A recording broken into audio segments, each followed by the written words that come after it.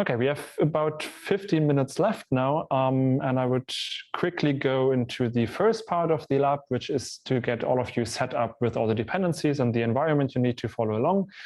So all of our lab classes will be conducted using Jupyter notebooks, which means that you need the working Python environment. We are going to use Python 3.9. It's important that you have at least 3.9 just so you don't have any dependency issues with the packages we use. They might be incompatible to earlier versions of Python. And we also, if you've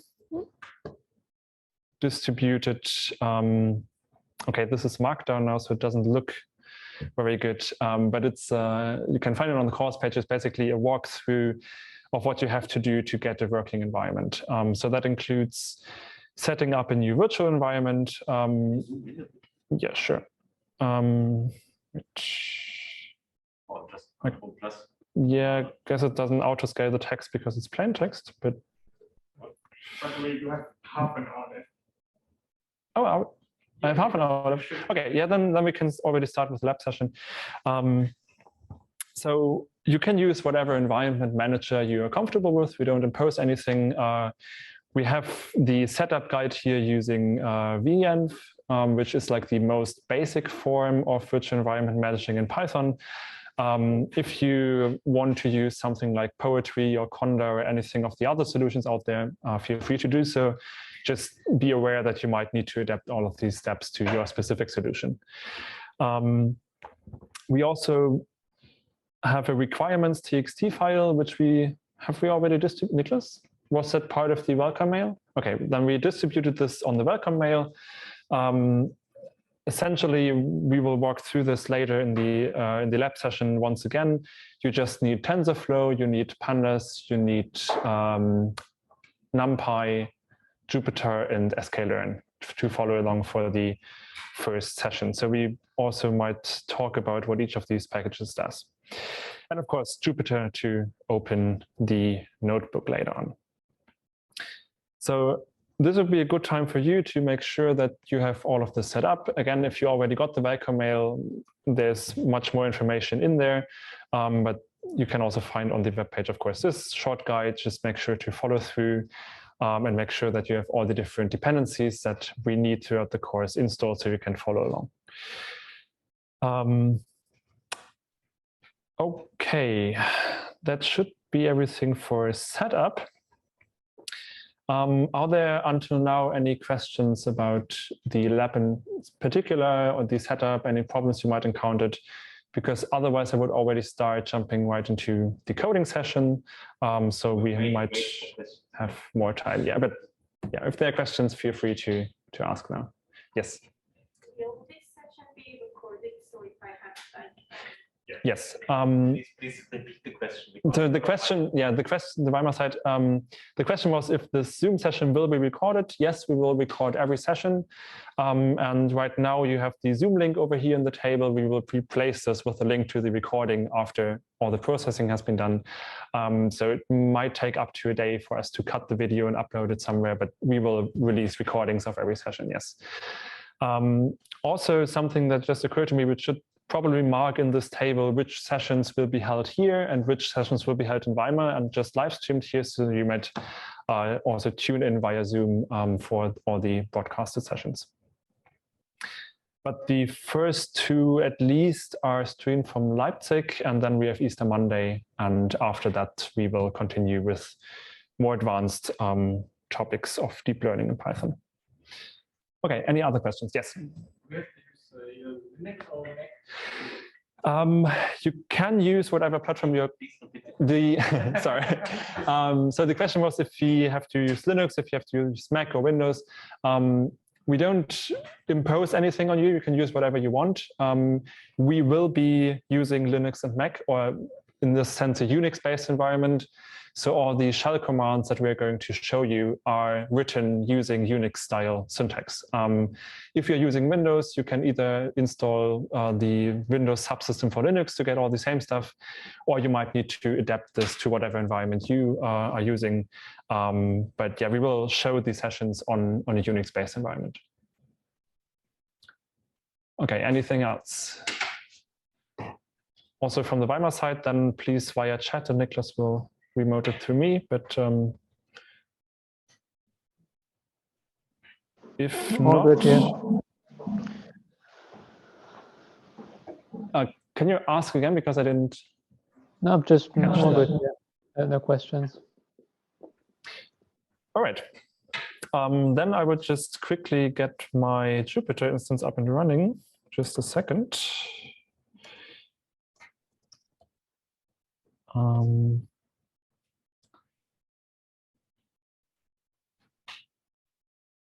And wait, this is the wrong folder.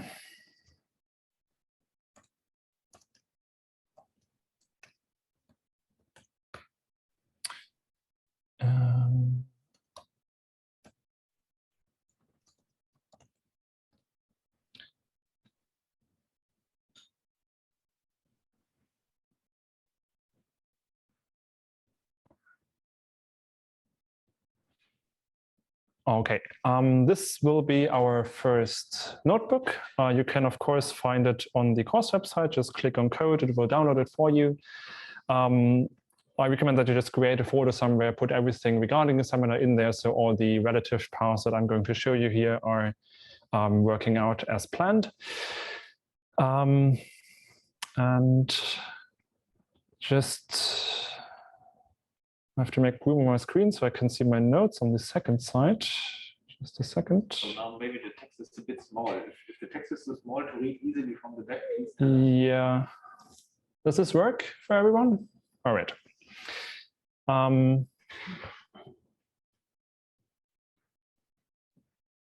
Okay. This is soft versions.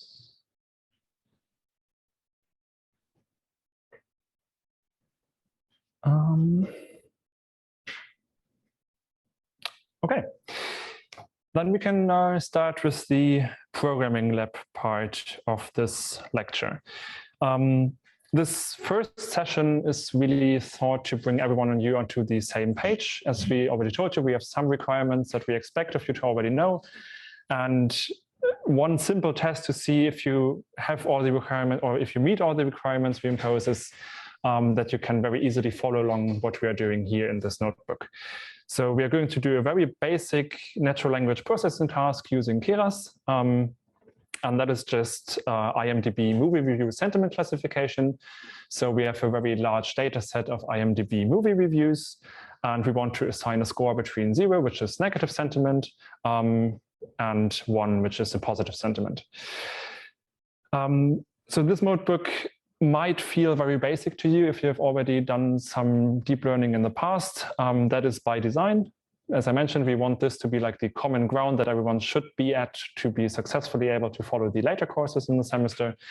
And we will quickly progress to more in-depth topics. So if you feel like this is too basic for you, you can be welcome to step ahead and join for the next sessions. And we further assume, well, it's divided into 3 steps. We first load the IMDb dataset, which is probably what we'll still do in this session until 3 o'clock. And then in the following session, we will jump in with the second step, which is building a very basic TensorFlow model using the Keras API. In the last step, we will then evaluate and select the best model and perform an inference on the unseen data. So we have an end-to-end neural workflow here to perform sentiment classification. We assume 3 things. The first one, of course, is that you have completed the setup guide, have all the dependencies installed. I can scroll down. We just need pandas, NumPy, TensorFlow, and sklearn. Glob should already be installed with a basic Python installation. The second thing is that you understand the basics of machine learning. So we will not reiterate on concepts like what is a neuron, what are activation functions, what are loss functions. I suppose you should have heard of these terms before. And this covers the questions that are already answered. We assume that you're working in a Unix-based environment. If you're on Windows, you might need to adapt a couple of things here and there. But overall, it should work out. These notebooks are designed to be self-contained. So even if you can't join a session live, you should be able to follow, at least for the first one, on your own at home. Also, if you want to reiterate on some concepts to make sure that you're on the same level for the next session, these notebooks should be doable without me showing you it. There's a lot of explaining text around it. So it's structured in the same way. Each block of code cells that we are going to fill with code throughout the session is prefaced with a short text that explains what's going on here, what we want to do, and then marked in bold. For example, like this, we have a specific exercise that we want to solve in the next code cell. And in some instances, you also have these little notes that provide you some hints, for example, what certain functions are called, so you don't have to look up all the documentation on your own, and also some tips about conventions that we are going to enforce. Okay, with that out of the way, I think the only thing, if there are any questions throughout the programming, I will stop at some parts and ask if there are any questions, but if in the meantime anything comes up, just raise your hand and we can address it right away. Okay, so first we want to import all the packages we need. We want pandas to do some data wrangling on a very high level. We also need NumPy to do some more low-level in-memory data wrangling. Then, of course, TensorFlow, and by importing TensorFlow, also Keras for all of our neural stuff that we need to import. And just two basic helper functions. We could implement these ourselves, but in the interest of time, we can just import it. So this train test split just splits the data set into a training and test set. It's kind of trivial. And glob is a package that performs automatic wildcard expansion. So while importing the data, as you will see later on, we need to traverse a lot of files, and glob just automizes all of this for us. Okay, so the first step is actually obtaining and importing the data into memory so that we can work it. We have two shell commands commented out here. I commented them out because I already have the data downloaded on my computer. But if you don't, you can just uncomment both of these lines. As you might recall, prefixing a line with an exclamation mark in a Jupyter notebook executes whatever's in there as a shell command.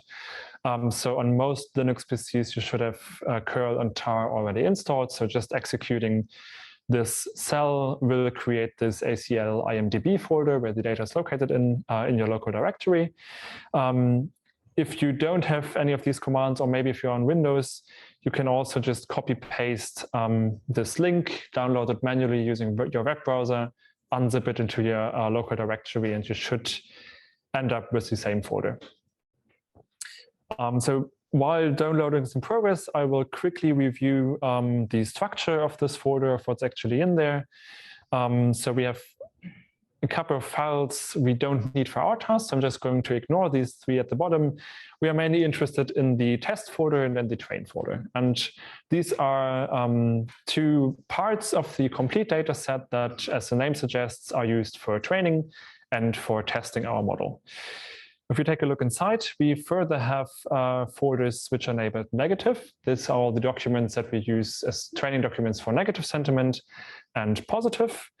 There's also this unsupervised folder here for unsupervised learning. We are going to ignore that because we are doing supervised in this setting. And also we don't need all the other URLs that are just source URLs where the data was downloaded from.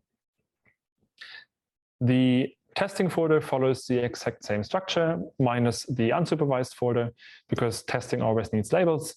And of course, we once again have the negative and the positive label. So the first programming task for us is to convert this folder into an in-memory representation that we can then work on.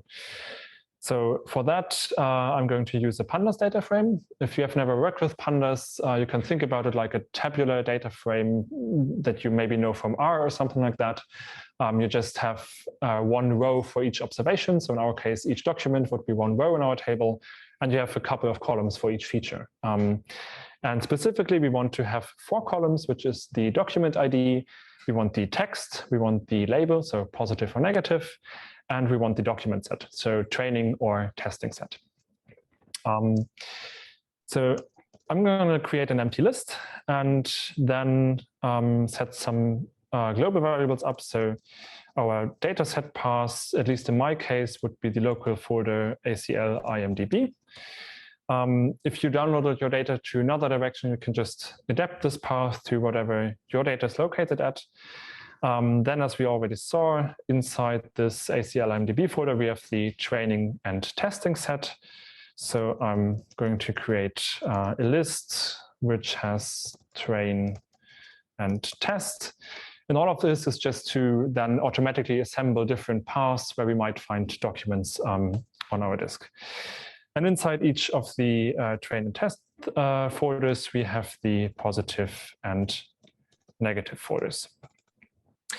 So we can now loop over this. So for document set in doc set, and then in each we have the positive negative folders. So for label in labels, and then we can assemble a path. So we can do file path, and that would be just our base path up here, ACL IMDb, or whatever the appropriate location is for you. And then on the first level, we have the train and test folders. So I'm just going to append whatever document set is there, plus a backslash. And then we have inside these folders the positive and negative folders, so the label. And inside each of these folders, I won't take a peek in there now because it's about 30,000 text files and it will take a while to display. But trust me, all of them are called star.txt, which will just match any text file in there. Oh, there's a plus missing. There is a plus missing? Indeed. So we can now iterate over all of these files. So for file in file path. And at this point, we are going to call glob, which takes this wildcard and just expands it to all the different file names that match this expression, and give us a file path. I'm going to quickly test this by printing the file name. Don't forget the break here, because otherwise it will list all 50,000 documents. But as you can see, we are successfully assembled our root folder, then the train and the test folder, positive, negative, and then just because of the break, only the first document in there. The document ID is part of the file name here. So the first task is to extract this document ID because we want in our data frame then a column with all the different document IDs. So we can do doc ID and take our file path, split it at backslash characters, take the last element, so -1 indexing in Python gives you the last element of a list, which will just match this part right here. And we can continue splitting this at the dot character and take the first part. And this will just correspond to whatever this number is. So we have the document ID now. The next thing we want is the text of the document. So we have to open our file in read mode and do text equals f.read, which will just read every file contents in the specified file into the text variable. And lastly, we already have the label from up here and also the document set from up here. So we can assemble a document as a tuple of document ID, the text, the label, and the document set. And finally, we can just append this to our list, which I called df, because we later typecast it into a pandas data frame to get all the nice high-level analysis stuff on top of just the basic list that's under there. And then we can run all this, and this will probably take a while on my laptop too, because it's 50,000 documents and we need to read all of them into memory. But once that is finished, we can typecast it into a data frame and see if we were successful. Can also supply a columns argument here to name our columns. So the first is the ID, the second is the text, the third is the label, and then the document set. And yeah, I shouldn't have overwritten that. So let me just quickly move this over here. Again, it will take a while to read everything in. And now we have our data frame. So we now have all the different texts that we need to train our model in memory, and we can start pre-processing the data. At this point, are there any questions, problems with reading all the data into memory? Okay, if not, then we can continue with the pre-processing. Right now, we just have the plain string for each of our documents, but a machine learning model can't really operate on strings directly because it needs some kind of numerical data. So the pre-processing steps we're going to take here is, on the one hand, convert the input space, so the text column, and also the output space or the mapping space, which is the label of each document, into a numerical representation. It's quite easy for the labels. We can just assign 1 to positive and 0 to negative. It's a bit more complicated for the texts, and the approach we're going to take here is to represent each string as a sequence of term indices. So we are going to build a vocabulary of all the terms that occur across every text, and then just assign a number to each of the words and represent a text as just a sequence of numbers that refer back to these words, so the term indices. Luckily, TensorFlow, or Keras in this case, provides something that does exactly this for us. So we're going to use the Keras tokenizer. The first thing is to instantiate a new tokenizer. So tf.keras.preprocessing.text.tokenizer. It doesn't take any arguments for now. You can specify things like, should it all be mapped to lowercase, which it does by default, and that's what we want. So we can just use the plain instance that with default values. And the first step is to fit this tokenizer on our texts. And what fitting will do here is build a shared vocabulary across all the input strings. So we can use our tokenizer and call the fit on texts methods and just use the text column of our data frame as input. Note that we want to build the vocabulary on all the texts, not just the training or the test set. We want all of them to have a shared vocabulary, because the test documents we will later feed into the model during evaluation need to have the same kind of numerical representations. So all the different term indices need to match up between training and test set. And that's why we're doing this fitting stage on all the texts. But since we want to have separate data sets for training and testing, we will do the transform stage. So actually converting strings into numbers separately, once for the train and once for the test set.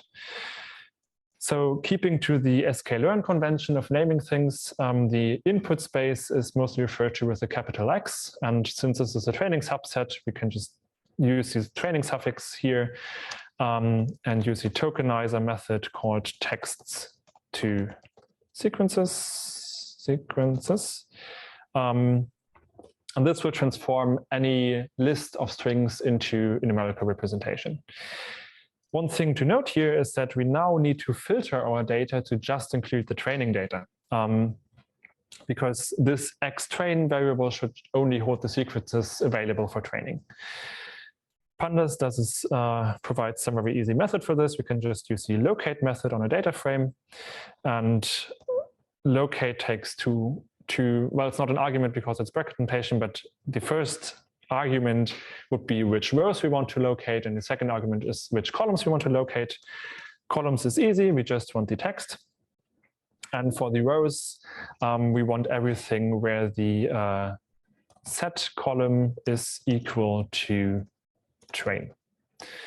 So this gives us the text column, but only the rows that are part of our training set. This will also take a while because, well, or not. We can take a quick look at this. Maybe I should have. And now we see that this has once been the first document. We can also just look exclusively at the first document. And now every term has been replaced with a number that refers back to whatever the term index in the vocabulary is. The same thing we need to do for the test set. So we can just copy paste this and adapt the filtering to the test set. And now we have our input space, so our training data, the text that we operate on, converted into a numerical representation that our model can work with. The second thing we need to convert is the output space, so the positive negative labels. We need to assign the 0 to the negative and the 1 to the positive.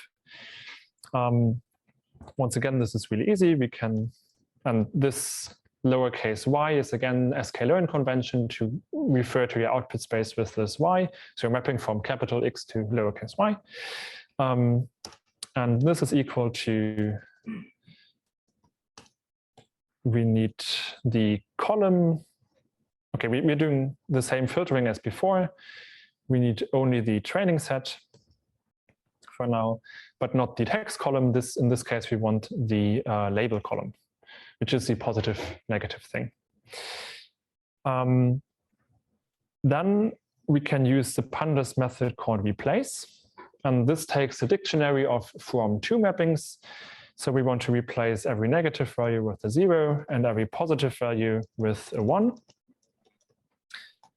And finally, there's an argument to be made here that this is really wasteful, because pandas by default, we will represent every number as a 64-bit float. And since we're only representing zeros and ones, we kind of lose 64 bits of storage for every number we save.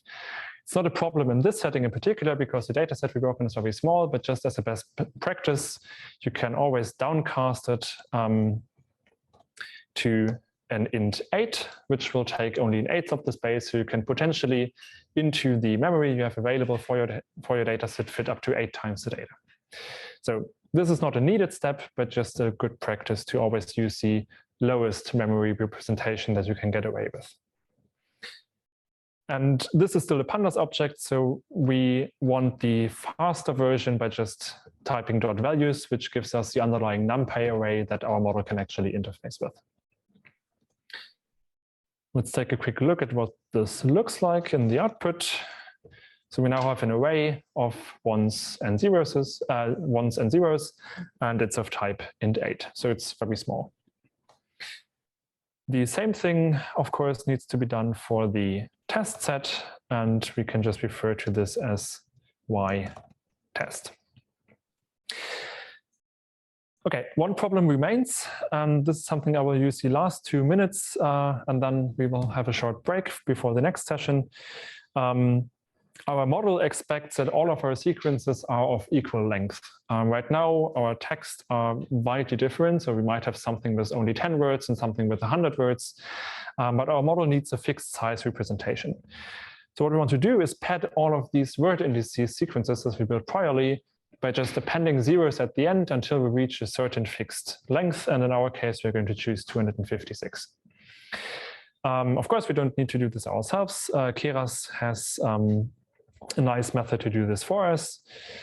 And we can use tf.keras.preprocessing sequence pad sequences, pass our xtrain to it, and then we need to specify 2 things. The first one is the padding, and that is whether we want to append zeros at the end or at the front of a sequence.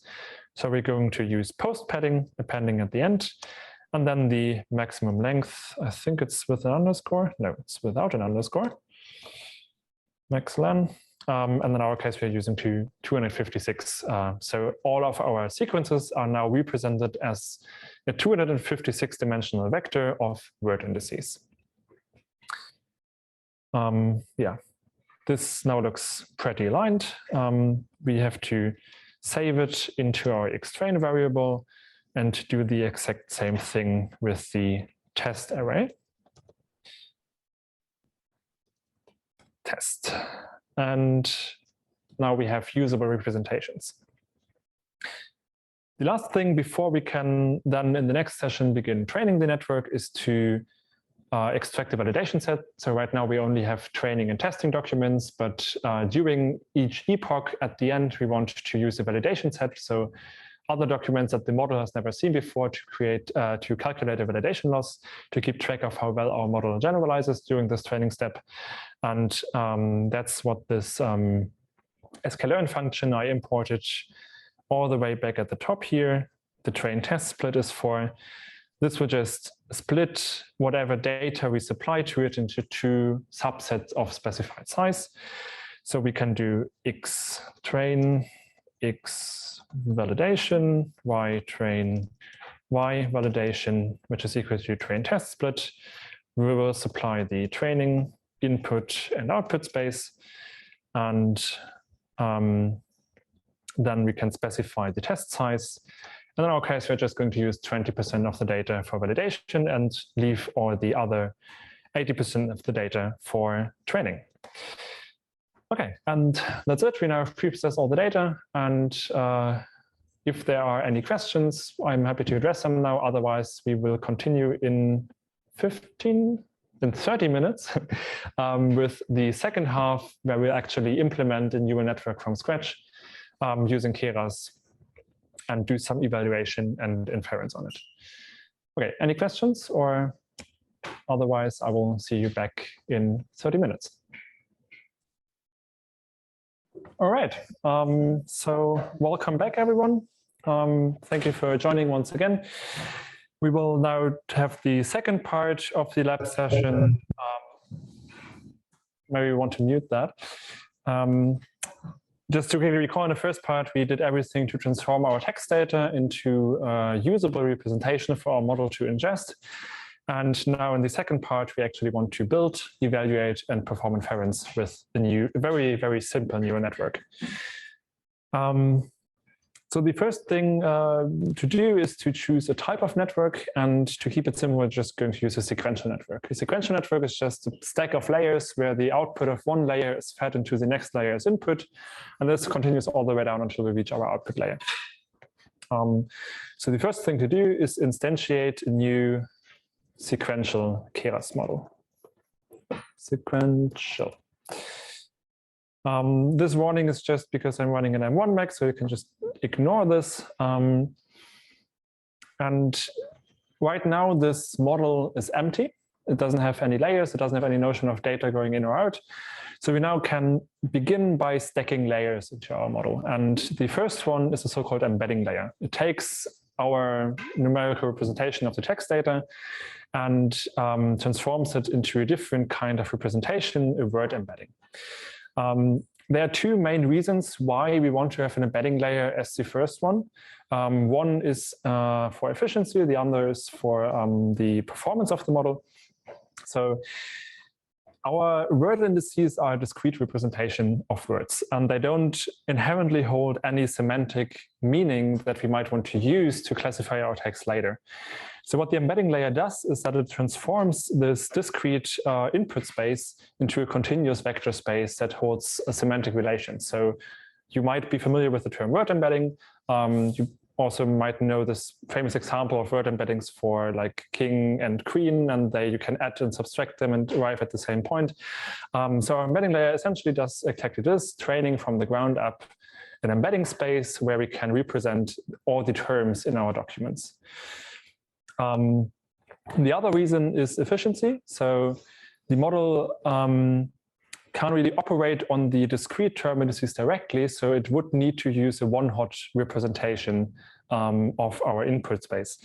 And just to quickly recap what the one-hot encoding is, if you were to replace the numbers 1 to 500 in a one-hot encoding, you would have a 500-dimensional vector where only one place is 1 and all the other places are 0. So it's the one-hot. And so doing this for the model would mean that every single term is now a 500-dimensional vector, and that also takes a lot of space to save. While using this embedding layer, we can represent each term only using a 16-dimensional word vector in a continuous space, which of course saves a lot of working memory. So the first layer our network receives is this embedding layer. So we can do model.add, which will add another layer to our sequential layer stack in the model. And we are going to use tf.keras layers.embedding. This embedding layer takes two arguments, which are the output and input dimensions of the data. So the input dimensions in our case would be the vocabulary size. So we can just introduce a quick temporary variable to hold the vocabulary size, which is equal to the length of the tokenizer of the word index, so the vocabulary of our tokenizer. But we also need to add +1 here.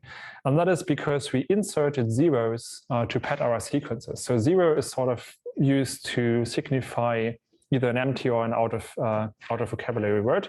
So our actual vocabulary size is 1 more than the amount of words that our tokenizer distinguishes.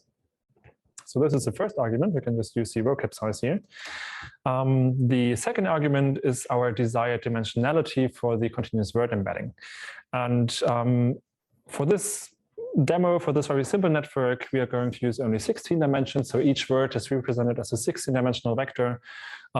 If you are scaling this out on much larger architecture than just a simple laptop, you can use much higher dimensionality here. But keep in mind that each of these 16 output dimensions needs to be fully connected to all the different input dimensions. So it grows the number of parameters very, very quickly if you increase the embedding size. So we're just going to keep it at 16 for now to keep the model manageable on a local laptop. Now, each of our sequence before was a sequence of numbers. So we had 256 vector, and each of the places in this vector is just a single number. Now, after the embedding layer, each of these places is not longer a number, but rather a 16-dimensional vector itself. So we increase the dimensionality of our complete data representation by 1. And we want to decrease that again. We don't want these single word embeddings, but we rather want to have one single 16-dimensional embedding for a whole phrase. So the next step we're going to take is to take us from a word embedding to a phrase embedding. And one very simple way of doing that is just taking the average of the vectors over all words. And that is what a pooling layer does. A pooling layer is essentially something that reduces or cuts off one dimension of our data by using an aggregation function. And in our case, we're going to use a global average. So the next layer to add is the Keras layers global average pooling 1D layer. Let's pick apart what that actually means. So the global average is our aggregation operation we use to collapse one of the dimensions. And average just takes, as the name suggests, the average. Now the important thing to know here is that it's global. So it's the average across all parts of our sequence. We could also imagine doing a windowed average. But we are doing it across all to get rid of the dimension altogether, not just reduce it. And pooling just means collapsing it down, and we want to get rid of one dimension. So it's a one-dimensional pooling layer. Since this layer is just a simple average operation, doesn't need any parameters, so we can just add the default thing. Yeah, I have to use tf.keras, and then it works. So we are now back at representing our phrases by a single 16-dimensional embedding. And now we can actually, since this embedding somehow represents the semantic information encoded in our text string that we input into the model, we can now do our first dense layer. So dense layer is just a completely connected neural layer. Every input is mapped to every neuron, and then all the neurons are fully connected to M outputs. In our case, we are going to not reduce anything. So if we have 16 inputs to 16 dimensions of our phrase embedding, we're just going to fully connect this and carry it over to 16 output dimensions. So I'm going to add another layer to the model, which is the tf.keras dense layer. And this just takes the output dimension, which in our case is 16. The second argument this layer takes is the activation function. And the term of an activation function should not be new to you, but just to very quick recap, what the neuron does is take all the weighted inputs, sum them up, and put them through a mathematical operation, which is called the activation function. And whatever this function puts out is then the value that this neuron passes to the output. In our case, we're going to use one of the simplest forms of activation out there, which is the rectified linear unit, or ReLU. It's essentially a linear activation, so whatever comes in goes out, but we just cap everything that is below 0 to everything negative is mapped to 0. So as you can see in the graphical representation, this all gets mapped to 0, and from 0 onwards to positive infinity, we just pass through whatever value comes in, or whatever sum of weighted inputs comes in. So we can do this by passing activation equals TensorFlow neural network dot ReLU activation. The next kind of layer is a dropout layer. And the dropout layer is used to increase the robustness of the model, something you might also know under the term of regularization. So we might want to make the training for our model a little bit harder, but in turn increase the amount of generalizability our model exhibits.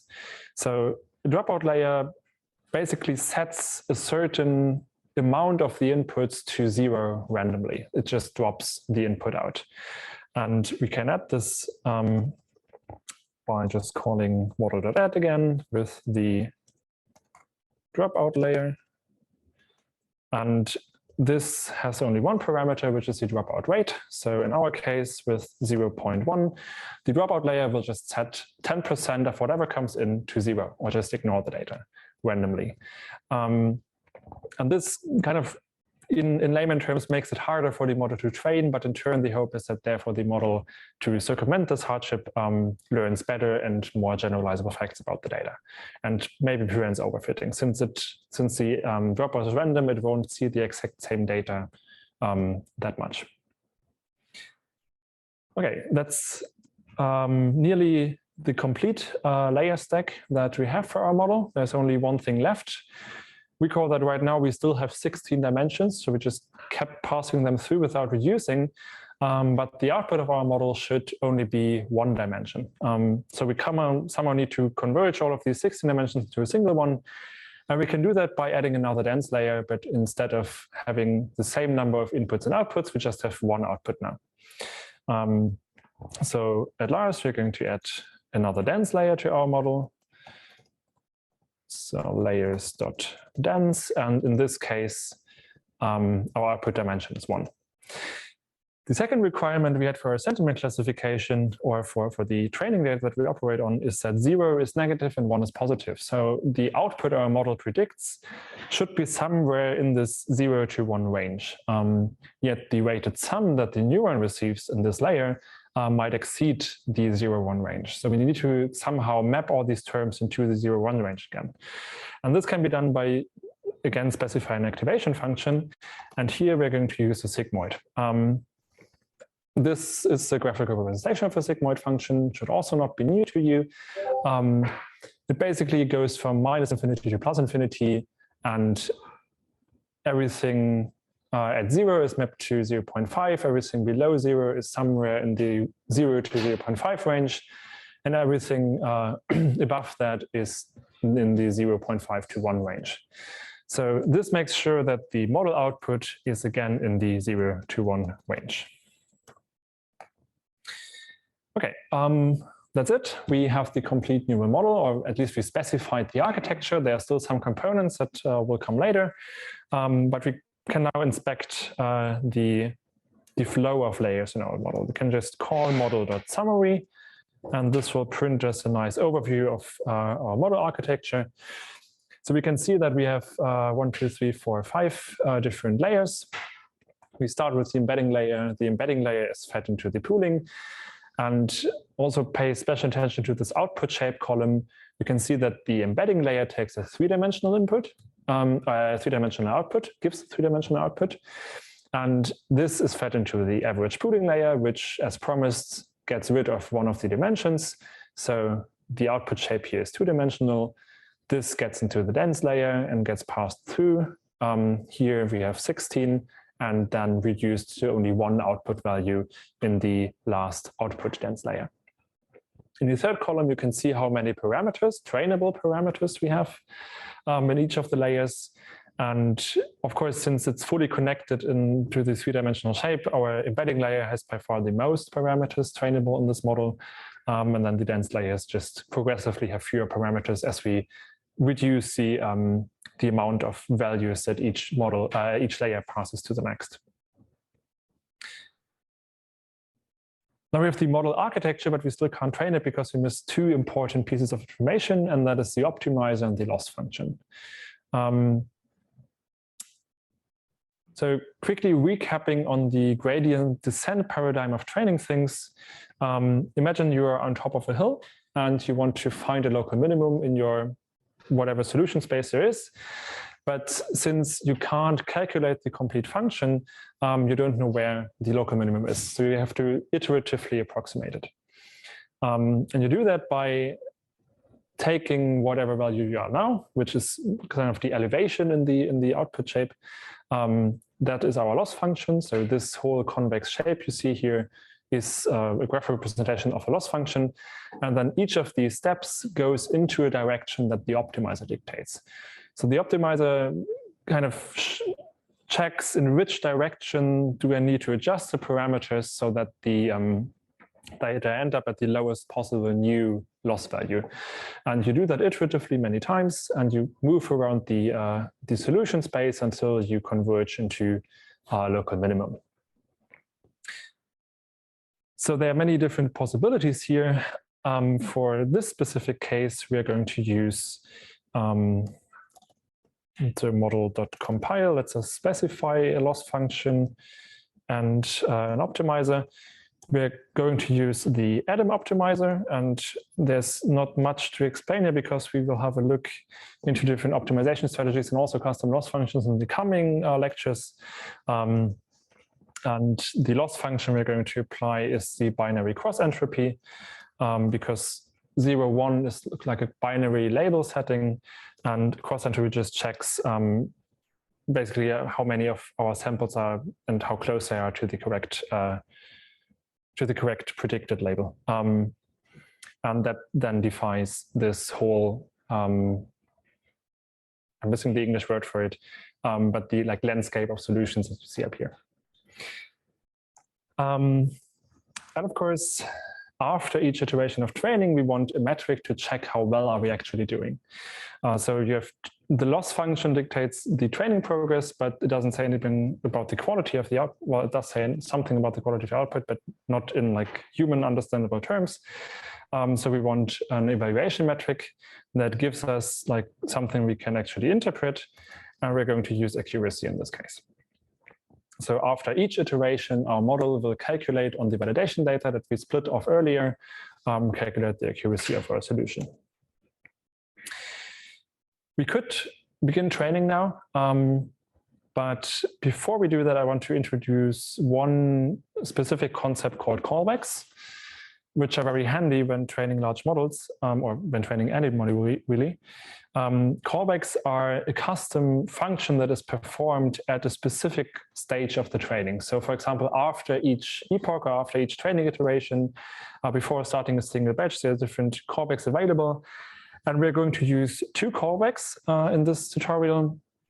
The first one is a model checkpoint. So we want to save our model to disk after each training iteration. And the way we do that is by instantiating a new model checkpoint callback. So checkpoint equals callbacks.model checkpoint. And this takes 3 different arguments. The first one is the file name that we want to save our model under. So I'm just calling it IMDb sentiment or IMDb sent with the h5 suffix, which is the, I guess, usual file ending for model files and Keras. And we don't want to save every iteration because we would keep overwriting this model file. We only want to save whatever is the best currently available solution for our model. So the second argument is what we want to monitor. And we can monitor the validation loss.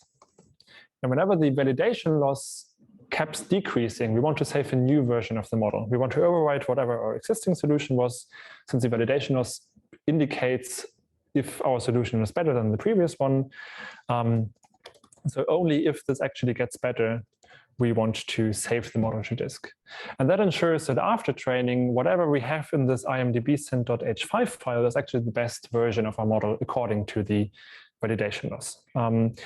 If you would set this to false, it would just save after every iteration.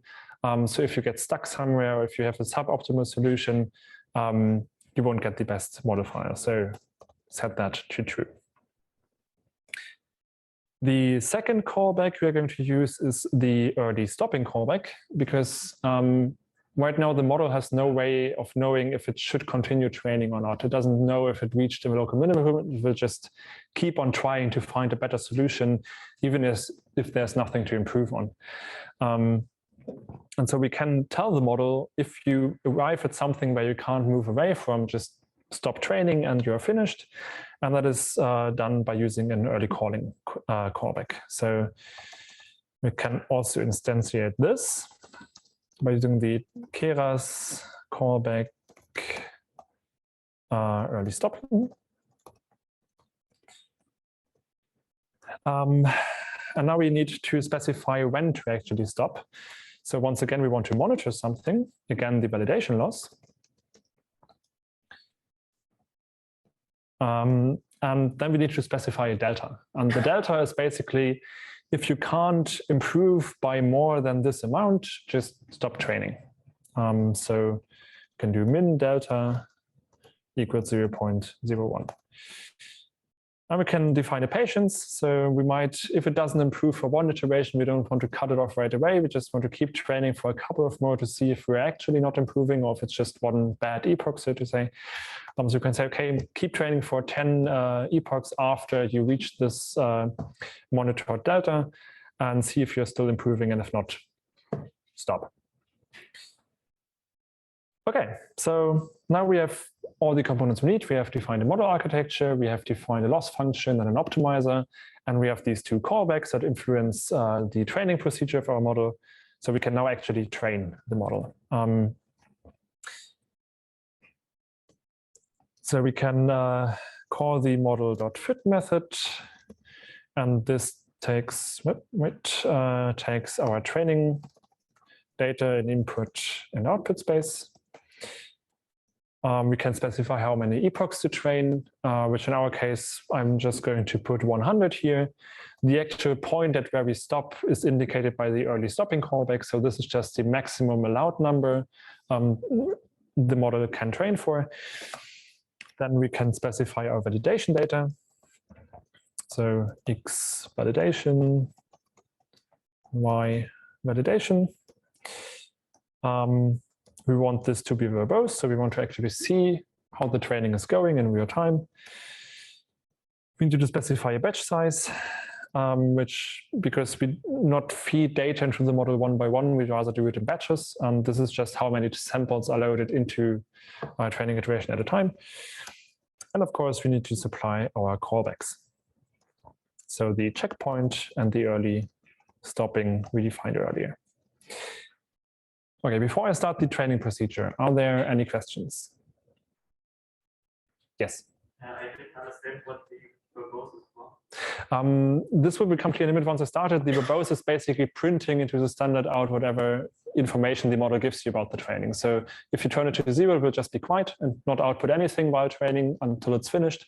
But if you call the verbose function, as we see now, there will be some generated output that you can monitor the training procedure. And one more question.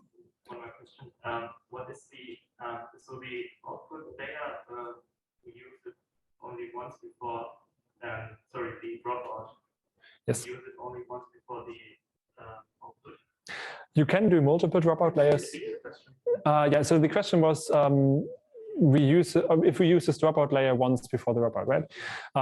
This is just to keep the model simple. You can have multiple dropouts. You can have them early in the training, or not in the training, in the layer stack. You can have them late in the layer stack. This is just I wanted to integrate many different kinds of layers into very simple examples. So this is like it's happened to be before the output layer, but it can be somewhere else.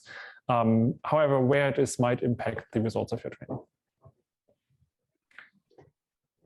Okay, any other questions? Okay, then let's train the model and see what it puts out. Okay, there's a comma missing, and this is just the verbose output. So these progress bars would not be outputted if verbose would be 0. So this will just continue for a number of epochs until we reach either 100, or our early stopping says, okay, we're not improving anymore, we can now stop. And apparently we reached that point at epoch 28. So you can see that here the validation loss doesn't really keep improving more than 0.01. So also after training, you now should have in your local directory this model file, which we specified earlier. And since we had this model checkpoint, which saves the best version only, this file now also contains all the model information about the best version of our trained model.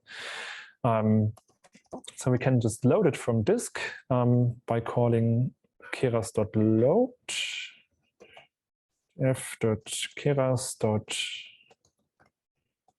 models.load model imdb send.h5. And right now the model variable holds whatever was the result at the last iteration, which coincidentally is also the lowest validation loss. But if it would be not the lowest validation loss, just loading it from disk once more ensures that whatever is in this model variable, the actual model that we perform evaluation and inference upon later, is the best possible version. Okay, so now we can evaluate. I guess that training went smoothly for everyone. If not, ask, but yes. Yeah, I have an error, but maybe because I closed the laptop. So the issue is fail to find data that can handle inputs, and then called class list containing values of types class list. You could share your screen if you want to. Yeah. Although this might be a good point to mention that this first session is probably feels very non-interactive, just because I'm rushing through a lot of content that we expect to be the basic level. The future iterations of the lab will be more interactive, I guess. So you can also present your solutions to some things. I have to stop mine, right? Yeah. Yeah, only just answering. Okay. Maybe you can handle a question. Yeah, I don't quite know what the error message exactly says, so it's kind of hard to debug it live. But if there are any other questions in the meantime. Okay.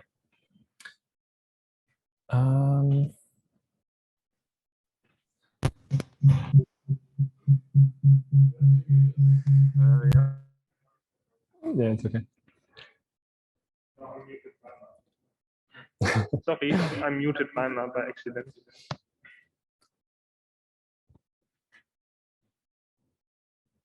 Okay, just tell me when you're ready, and then I will stop sharing. Okay.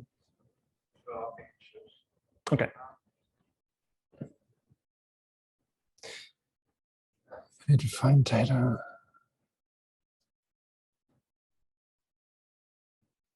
Okay, somewhere the error reads to me that the data you're passing into the model for training is not a pure NumPy array, but rather a list of different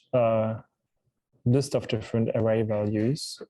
Could you print xval type or d type if it's a ND array?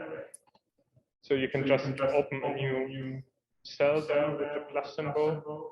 Yeah.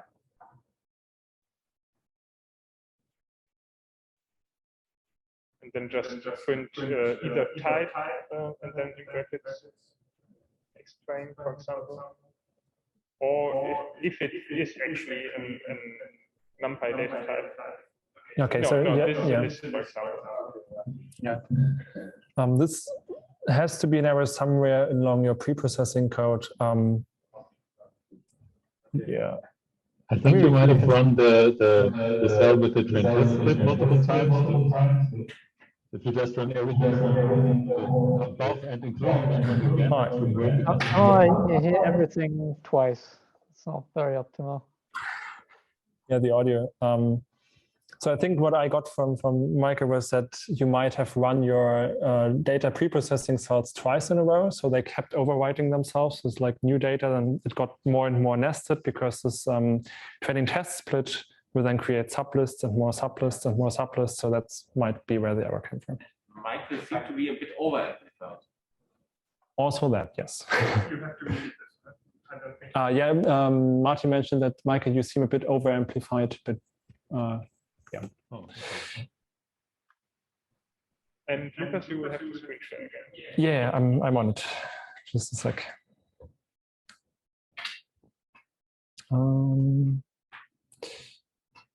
Okay, so we now have this model. We know that it's the best possible version, and now we actually want to know how good is it on unseen data. And that is why we perform evaluation.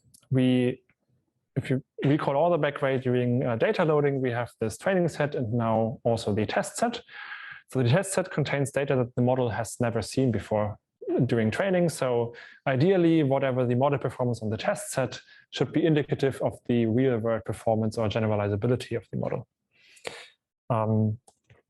So fortunately, Keras provides a very easy way of evaluating models by just calling the model.evaluate function with our xtest and ytest methods. I'm going to put a verbose equals 0 here, just because we don't want all the output of the method, we just want the pure score. Wait, there's a typo. And we can pick apart the score now. Score. This will give us two values. The one is the loss of the training data, and the other one is the metric that we specified before. So if we think back to compiling our model, we specified that we want to have accuracy as a metric. So our model reaches an accuracy score of 0.87. So not great, but also not very terrible for such a simple model architecture here. Okay, 8.8. But we can actually round that up. Round score 1. Yeah, 8.8. Okay, we know the model performs decently well-ish. So we can now perform prediction for any data we might want to put into the model. So this model can apparently sufficiently well classify sentiment. So we can now test different values in here to see if the predictions by the model not only make sense in a quantitative way as indicated by the accuracy, but also in a qualitative way by checking different queries we might throw at the model.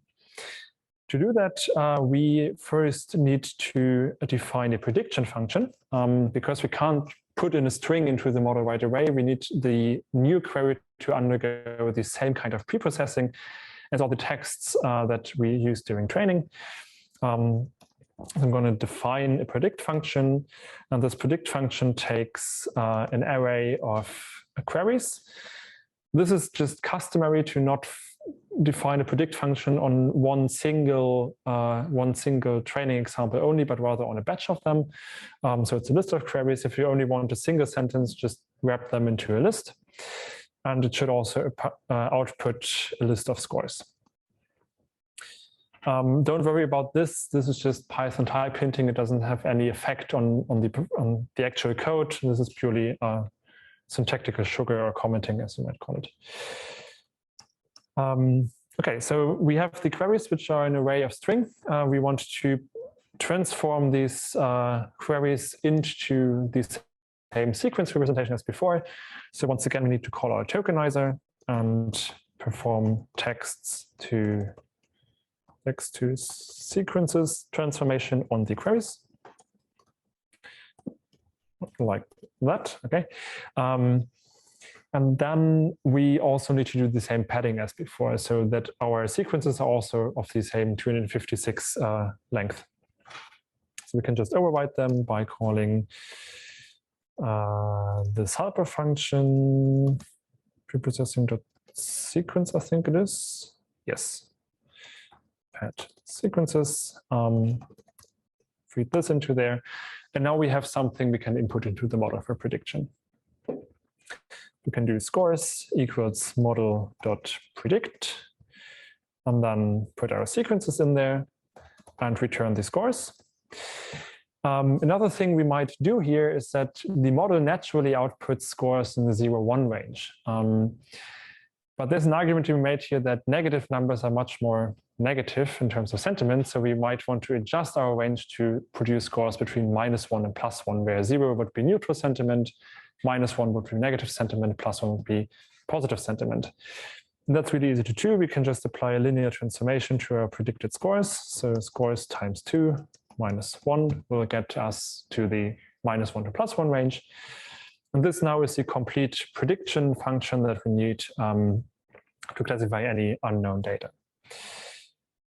So now let's do it. Let's check a couple of training instances. This is a good test sentence. And we can suspect that this will produce a positive sentiment score, and it indeed does.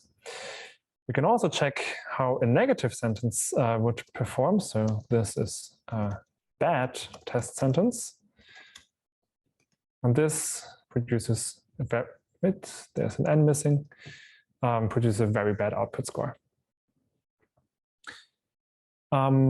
We might want to increase even further and check if it can actually distinguish not only bad from good, but also different levels of bad and good. So we can also put in this is a perfect test sentence, which is even more positive in sentiment, and check if this is still consistent with our output. And yes, the perfect actually produces a much higher output than just the good test sentence. Can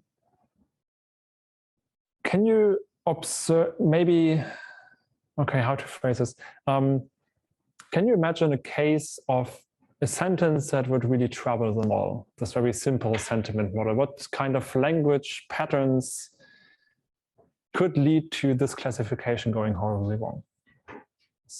Yes. This is a great example of bad direction.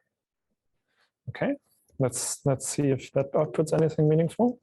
So this is a great example of bad acting, which is very, very negative. This, yes? Maybe I don't think that this is I don't think good acting. that this is good acting. Because like negation never works, does it? Yes.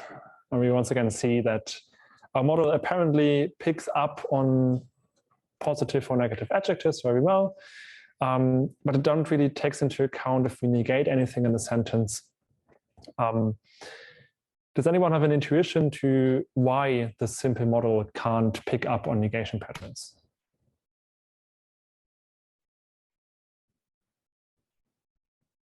Okay, so if you scroll all the way back here, we collapsed our single word embeddings into one single phrase embedding, and that kind of loses all the order of words. So we know that there's a negation somewhere in there, but we don't know anymore what it negates. So we kind of lose the sense of a sequence in our input data by just pooling it into one single representation. And while this still preserves usable output, so it still picks up on stuff like good or perfect or bad, it doesn't pick up on negations anymore because we kind of got rid of this kind of position information in our sequence. So this is something a better model architecture might improve upon. The model architecture that can actually refer back to previous parts of the sequence to make a good suggestion. One thing that I think works well here, at least in terms of classic neural architecture, would be an LSTM layer that can kind of refer back to what was there previously.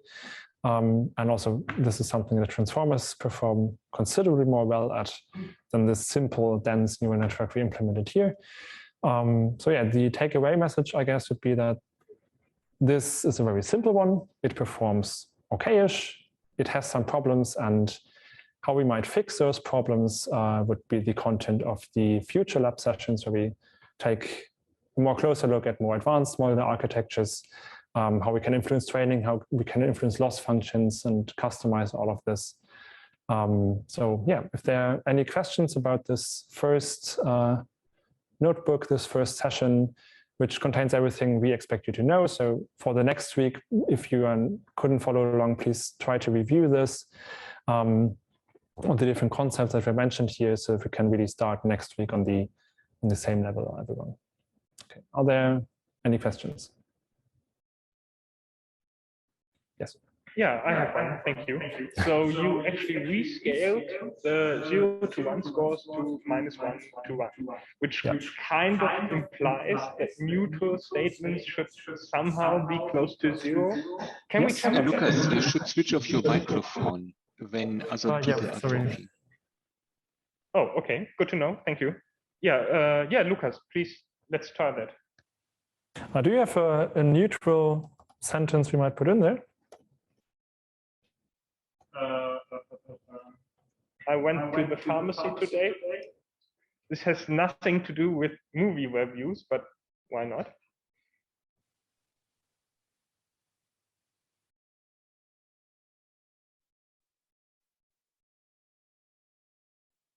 Yeah, okay, maybe, thank you. So Chris noted that out of the main sentences are kind of cheating. So maybe some other ideas? This movie. This already applies. Yeah, I think this is positive, actually. I went to the movies today. I went to watch this movie. Yes.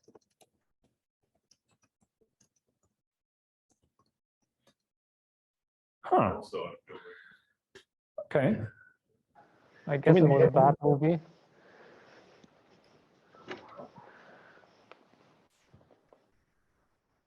Can you try that again? That was still mumbled in the audio.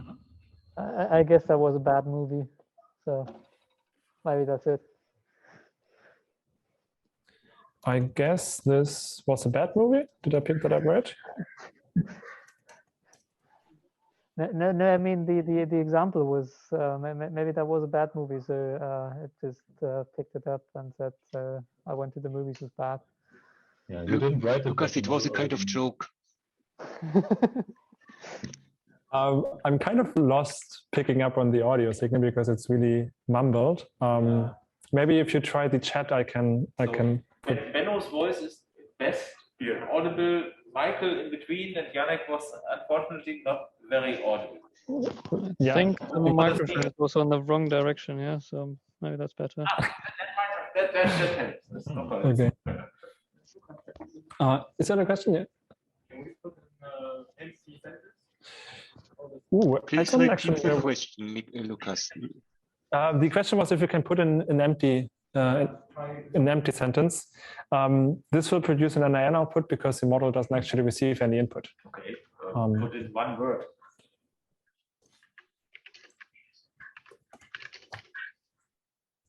Positive. Maybe you would like to use an untokenizable word, like some weird character, or just some scrambled, weird probably. combination. Okay, interesting. Yeah. Just the word movie, okay. Could we take like 10 random samples from the test set? Yeah, that's actually a good idea. So Chris's idea was to take 10 randomly picked sentences from test set to see to see what they output. So X test. I think it works like this. Correct me if I'm wrong. You're wrong. I mean, don't trouble, just take the first. Yeah, okay. 20. X test 10. Well, now we don't know what the text representation was, but I can pull that from. Either, so. Yeah, I can pull that from the pandas. Ooh. Yeah, we can't put this in directly. We can call model.predict on it directly. And then df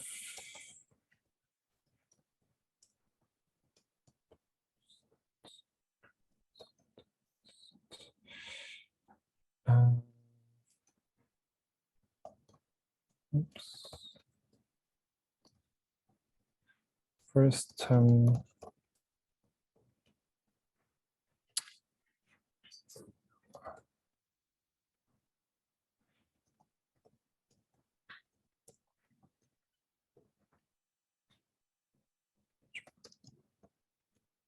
I hope this works. Yes. And we might want to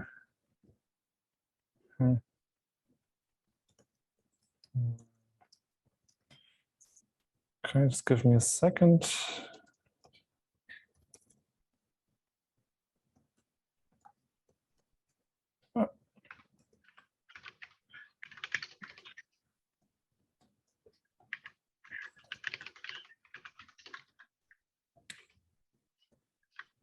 Someone's typing on the board.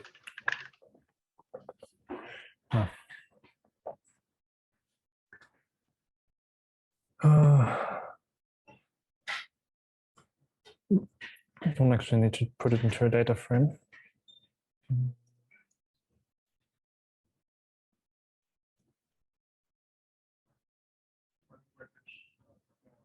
One bracket more? Yes. Okay, so now we can see the whole text. So this would be our first test review when it produces somewhat neutral. Let's search for something that's really neutral. I think that north-east view is the most neutral.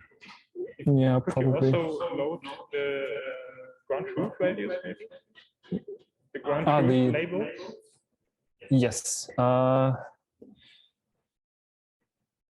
Can we zip more than one thing? Yes. Yes. Y tests and then. So this was indicated to be positive, but produced a more neutralish score by the model. And I guess it's just a description of what the movie is about. So it's not wrong in its prediction. I think we have to account for that we only tried very, very short sentences. And this might lead to the model performing worse than on very long sequences. For example, if you only put in a single word, the prediction is kind of trash. So yeah. Okay. That would, at least from my point of view, conclude all the content that we have prepared. Once again, if there are questions, feel free to ask them. And otherwise, yes. The score of the model is very good, but then when I predict on sections I choose, it's in general very, very negative. So does it mean that it's already like biased from the data used or overfitted or something? Or because I think I have a score of 96.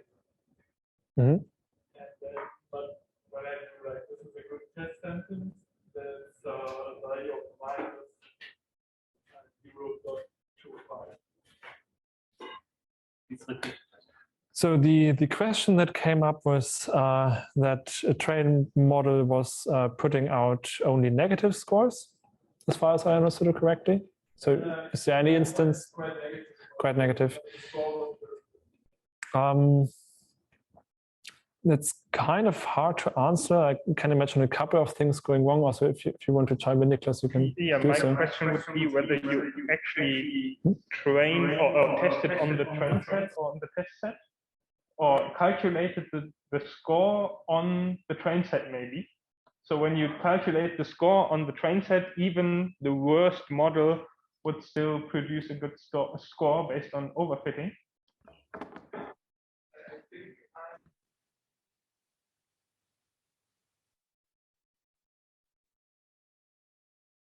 Okay, so that was not the case, but Lucas has an idea.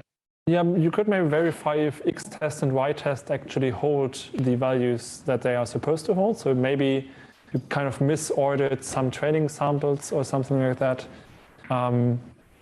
because I guess most models should converge into the same direction. So we are working on the same data, so I guess that there's some kind of label mismatching going on there. So the model steers into a completely different direction than what we have here. Or maybe you just got the scaling wrong. That's also a possibility, yeah. So there's two lessons to be learned. Check after every step whether the model is actually, or whether the code is actually doing what you expect to be doing, and the qualitative evaluation is much more difficult than just putting in a few examples and being happy with them. Please repeat. Okay, and to repeat what Martin said is that you should, of course, check your model at every point during your whole pipeline or workflow, and also that qualitatively checking the examples might yield some surprising results as opposed to the quantitative accuracy score that is kind of hiding maybe a little lower level issues that you have with the model. Did that catch everything? Yes. So I have one more idea, maybe if no one else has an immediate question now. So maybe I give a quick outlook of what we're doing in the next weeks. And also, I very much like this notebook and the examples you gave, because it addresses, or at least introduces, all the problems that we will face or tackle with the tools that we will have in the next weeks. So like the question we just had already addressed some bias problems. Maybe we could identify this as that. And we also, I think, very briefly talked about or biased data sets and unsymmetric data sets. And this will be part of the very next lab session, where we'll introduce custom loss functions. We also introduce a nice debugging tool to debug exactly the problems that we just faced, which is TensorBoard, so very basic, but we'll enhance it very much over the course of the next sessions. Then we also faced here the problem that dataset instances inside the notebook can get really large. So this is where Lucas, in many points, was hesitant to just print everything because it's so much. And there are special tools for that. Built into TensorFlow, for example, we'll do this next week. TensorFlow data sets. Do some quick manipulations on that, mapping, filtering. We'll also do custom training loops. So in some cases, it turns out that simply using this Keras model fit function that Lucas used is not working quite as you would like. So yeah, in very complex scenarios, maybe we face them at the end of the semester. You would use custom training loops. We also introduce that. And also, if we get to it, custom layers, so we can get a bit more beyond all those built-in layers that Lucas introduced to us. So because, as some of you already saw and mentioned, this is a very basic model, not really capable of performing state-of-the-art results or predictions here. Then after the Easter break, we'll have basically the same problem, but from a different perspective, when we'll introduce Hugging Face and also pre-trained models and Hugging Face data sets, which is quite nice. It pretty much not replaces the workflow we had here, but enhances it or enriches it with more data. And then we get to the first mini project, as I would like to call it. So the idea is that here Lucas already mentioned that his notebook is not fast enough to perform very large model and very large data sets. So the idea is to exploit or introduce you all, expose you all to the cluster resources that we have. And for that, you'll need some tools. And those tools are basically the Slurm software. So we'll introduce you to that on a quick project that we will do together with you. yeah, it will take multiple weeks actually. And then another thing that's probably quite interesting and also related to what we did today is choosing the correct model. So as you saw, simply writing down a model that somehow compiles and somehow puts out data is quite easy, or puts out some results is quite easy, but actually choosing the very best model is hard. And there are tools for this. Those are called hyperparameter sweeping tools. And we will use such a tool, introduce you to it, and you will be able then to run your own hyperparameter sweeping on the cluster resources. But I hope that you don't block my research. So we'll see. But I mean, we have a quite powerful cluster, so it will work fine probably. And then also what we just did in the very end of your presentation, like engineering some prompts and getting the model to do what we want, exploiting some edge cases. Maybe this is something you would all have fun with. And we'll do that in a kind of similar fashion. As Michael mentioned in the beginning, we'll do this on OpenAI, GPT-3, and expose you to large language models, and we'll do a prompt engineering project on that. And I think then you're pretty well prepared actually to do the final half semester long project. Of course, yeah, with very close supervision from us, but yeah, in groups. So I think this will be a very nice semester with you all. Thank you. Yeah. Thank you. Okay, I think that concludes the session. Just one quick reminder to join Discord and get in touch with us if you haven't received any mails from us yet, so that you are in the loop regarding communication. But apart from that, yeah, have a nice afternoon and evening.